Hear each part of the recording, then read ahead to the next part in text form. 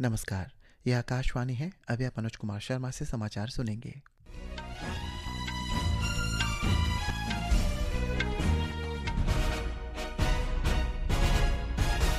पहले मुख्य समाचार। त्रिराष्ट्रीय अंडर 23 अंतर्राष्ट्रीय फुटबॉल चैंपियनशिप में भाग लेने के लिए भारतीय टीम आज ईटानगर पहुंची। छात्रों में गणितीय प्रतिभा को प्रोत्साहित कर स्वस्थ शैक्षणिक प्रतिस्पर्धा की भावना विकसित करने के उद्देश्य से ईटानगर में पहली बार मैथ्स ओलंपियाड का सफल आयोजन हुआ। लोअर सियांग जिले के लिकावाली में 57वें मालिनी मेला का शुभारंभ भक्ति और उत्साह के साथ हुआ। प्रधानमंत्री नरेंद्र मोदी ने पश्चिम एशिया में जारी संघर्ष पर राज्यसभा में भारत का रुख स्पष्ट किया। सर्वोच्च न्यायालय का फैसला, केवल हिंदू, सिख या बौद्ध धर्म के व्यक्ति ही अनुसूचित जाति का दर्जा पाने के हकदार। आज विश्व क्षय रोग दिवस है। क्षय रोग की रोकथाम और इसके प्रति जागरूकता बढ़ाने के लिए ये दिवस मनाया जाता है।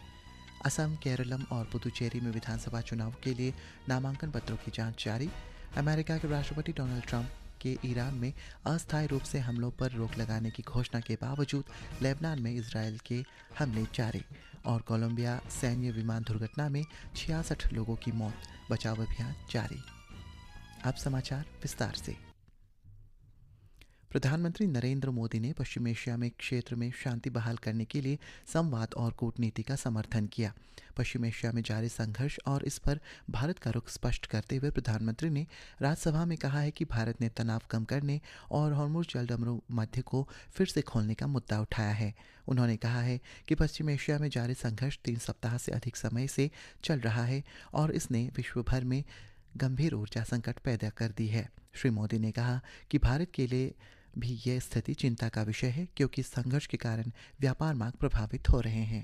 युद्ध की शुरुआत के बाद से मैंने पश्चिम एशिया के ज्यादातर देशों के राष्ट्राध्यक्षों के साथ 2 राउंड फोन पर बात की है। हम गल्फ के सभी देशों के साथ लगातार संपर्क में हैं। हम ईरान, इजराइल और अमेरिका के साथ भी संपर्क में हैं। हमारा लक्ष्य डायलॉग और डिप्लोमेसी के माध्यम से क्षेत्र में शांति की बहाली का है। हमने डी एस्केलेशन और हॉर्मुज़ स्ट्रेट खोले जाने पर भी उनसे बात की है।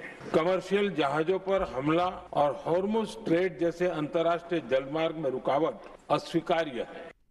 कल प्रधानमंत्री ने लोकसभा को मौजूदा स्थिति और देश के नागरिकों की सुरक्षा के लिए सरकार द्वारा उठाए गए कदमों से अवगत कराया गया था। उन्होंने कहा कि सरकार पेट्रोल, डीजल, तेल, गैस और उर्वरकों की सुचारू आपूर्ति सुनिश्चित कर रही है। सर्वोच्च न्यायालय ने कहा है कि केवल हिंदू, सिख या बौद्ध धर्म के अनुयायी ही अनुसूचित जाति का दर्जा पाने के पात्र है। न्यायालय ने स्पष्ट किया है कि किसी अन्य धर्म जैसे कि ईसाई धर्म में धर्मांतरण करने के अनुसूचित जाति का दर्जा तुरंत और पूरी तरह से समाप्त हो जाता है। सर्वोच्च न्यायालय ने आंध्र प्रदेश उच्च न्यायालय के एक आदेश को बरकरार रखते हुए कहा कि एक बार कोई व्यक्ति ईसाई धर्म अपना लेता है और सक्रिय रूप से उस धर्म का पालन करता है तो उसे अनुसूचित जाति का सदस्य नहीं माना जा सकता। न्यायमूर्ति पीके मिश्रा और न्यायमूर्ति मनमोहन की पीठ ने फैसला सुनाया कि ईसाई धर्म अपनाने वाला दलित व्यक्ति अनुसूचित जाति और अनुसूचित जनजाति अत्याचार निवारण अधिनियम के तहत संरक्षण का दावा नहीं कर सकता। न्यायालय ने कहा कि यह स्थिति संविधान अनुसूचित जाति आदेश 1950 के तहत स्पष्ट रूप से स्थापित है। न्यायालय के अनुसार 1950 के आदेश के खंड 3 के तहत लगाया गया प्रतिबंध बाध्यकारी है। समाचार कक्ष से मैं कनकलता। अरुणाचल प्रदेश की यूपी स्थित गोल्डन जुबली आउटडोर स्टेडियम में 25 मार्च से आयोजित होने वाली त्रिराष्ट्रीय अंडर 23 अंतर्राष्ट्रीय फुटबॉल चैंपियनशिप में भाग लेने के लिए भारतीय टीम आज ईटानगर पहुंची, जहां अरुणाचल प्रदेश फुटबॉल एसोसिएशन द्वारा उनका गर्मजोशी से स्वागत किया गया। इस अवसर पर एसोसिएशन के अधिकारियों ने खिलाड़ियों, कोचिंग स्टाफ और टीम प्रबंधकों को सम्मानित किया गया। पारंपरिक तरीके से आतिथ्य स्वागत राज्य में फुटबॉल के प्रति उत्साह और समर्थन को दर्शाता है। भारत के अंडर 23 टीम का यह दौरा अरुणाचल प्रदेश की राष्ट्रीय स्तर के फुटबॉल में बढ़ती भागीदारी और खेलों को बढ़ावा देने के प्रयासों को उजागर करता है। युवा राष्ट्रीय टीम की उपस्थिति से उभरते फुटबॉल खिलाड़ियों को प्रेरणा मिलने और युवाओं में खेल भावनाओं का बढ़ावा मिलने की उम्मीद है। इसे राज्य में फुटबॉल पारिस्थितिकी तंत्र को मजबूत करने की दिशा में एक सकारात्मक कदम भी माना जा रहा है। छात्रों में गणितीय प्रतिभा को प्रोत्साहित कर स्वस्थ शैक्षणिक प्रतिस्पर्धा की भावना विकसित करने के उद्देश्य से युवा मामलों के विभाग द्वारा ईटानगर स्थित देरा नाथुंग गवर्नमेंट कॉलेज के सहयोग से पहली बार मैथ्स ओलंपियाड का सफल आयोजन किया गया। जिसमें विभिन्न संस्थानों के प्रतिभाशाली विद्यार्थियों ने हिस्सा लिया।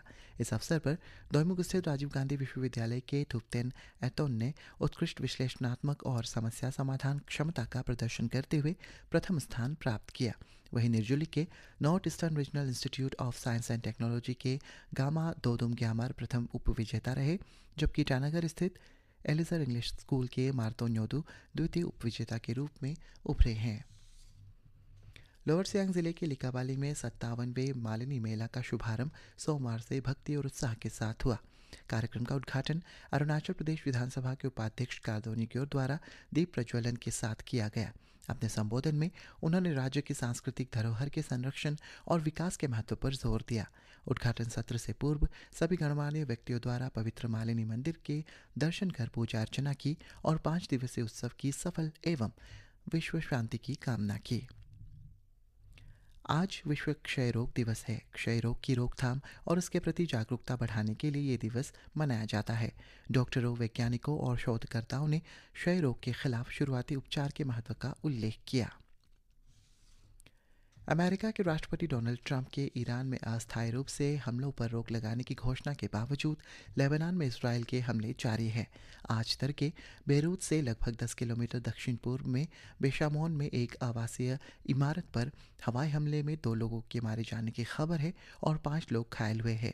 हमारे संवाददाता ने बताया है कि लेबनान में लगभग 12 लाख लोग विस्थापित हुए हैं। इजराइल के वित्त मंत्री बेजलेल स्मोट्रिच ने लेबनान के क्षेत्र पर कब्जा करने का आह्वान करते हुए घोषणा की है कि इजराइल की नई सीमा लिटानी नदी तक विस्तारित होनी चाहिए। हालांकि इजरायली सेना का कहना है कि दक्षिणी लेबनान में उसके अभियान सीमित और लक्षित हैं। सेना ने कहा कि हिजबुल्लाह के साथ सीधी झड़पें जारी हैं और उसके बुनियादी ढांचे को नष्ट किया जा रहा है। नाकोरा में संयुक्त राष्ट्र शांति रक्षा मुख्यालय पर भी हमला किया गया। लेबनान के राष्ट्रपति जोसेफ ऑन ने युद्ध समाप्त करने के लिए सीधी बातचीत का आह्वान किया है। तनाव बढ़ने के बाद से स्वास्थ्य केंद्रों पर 64 हमले हुए हैं। दुबई से विनोद कुमार की रिपोर्ट के साथ समाचार कक्ष से मैं मुकेश कुमार बल। ईरान के इस्लामिक रेवोल्यूशनरी गार्ड कोर ने कहा है कि उसने आज तड़के ऑपरेशन ट्रू प्रॉमिस 4 के तहत इजराइल और अमेरिका के ठिकानों पर जवाबी हमले किए हैं। नए हमलों में इटेल, दिमोना और उत्तरी तल अवीव में इजराइल के ठिकानों और क्षेत्र में कई अमेरिकी सैन्य ठिकानों को निशाना बनाया गया है। कोलंबिया में 128 लोगों को ले जा रहा एक सैन्य परिवहन विमान कल प्यूर्टो लेगिजामो में उड़ान भरने से तुरंत बाद दुर्घटनाग्रस्त हो गया। इसमें 66 लोगों की मौत हो गई और कई अन्य घायल हुए।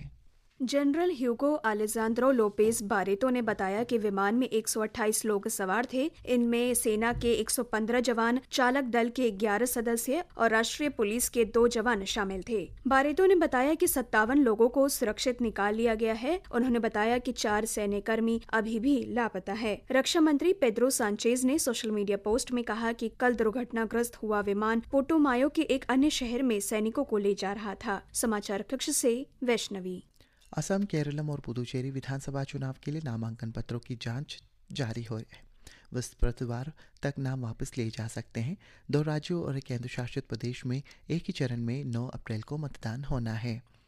मौसम विभाग ने कल तक आंध्र प्रदेश, मराठवाड़ा, आंतरिक कर्नाटक, तटीय कर्नाटक, मध्य महाराष्ट्र, पश्चिम बंगाल के उप हिमालयी क्षेत्र, सिक्किम और पूर्वोत्तर राज्यों में गरज के साथ बारिश होने की संभावना व्यक्त की है। इधर ईटानगर मौसम विभाग ने आज अरुणाचल प्रदेश के 16 जिलों West Kameng, Pakke Kessang, Papumpare, Lower Subansiri, Kamle, Upper Siang, Lower Siang, East Siang, West Siang, Leparada, Dibang Valley, Lower Dibang Valley, Namsai, Changlang, Tirap और लोंगडिंग के लिए अगले 24 घंटों में अलग अलग स्थानों में गरज के साथ बिजली गिरने और बहुत तेज बारिश का येलो अलर्ट जारी किया है। लोकसभा में वित्त विधेयक 2026 पर चर्चा शुरू हुई है। ये विधेयक वित्त वर्ष 2026-27 के लिए केंद्र सरकार के वित्तीय प्रस्तावों को लागू करने का प्रावधान करता है। वित्त मंत्री निर्मला सीतारमण ने कल सदन में ये विधेयक पेश किया था। आज की चर्चा में भाग लेते हुए कांग्रेस के मनीष तिवारी ने कहा है कि हॉर्मुज जलदमरू मध्य में बंद होने से उत्पन्न ऊर्जा संकट का पूरे विश्व पर नकारात्मक प्रभाव पड़ा है। उन्होंने कहा है कि बदलती वैश्विक स्थिति को देखते हुए क्या ये बजट अब भी वैध है। श्री तिवारी ने पिछले महीने पेश किए गए बजट अनुमान अब पुराने हो चुके हैं। भाजपा के नवीन जिंदल ने कहा कि जब नीतियां स्पष्ट होती है और इरादे नेक होते हैं तो जनता स्वयं राष्ट्र निर्माण में भाग लेने के लिए आगे आते हैं।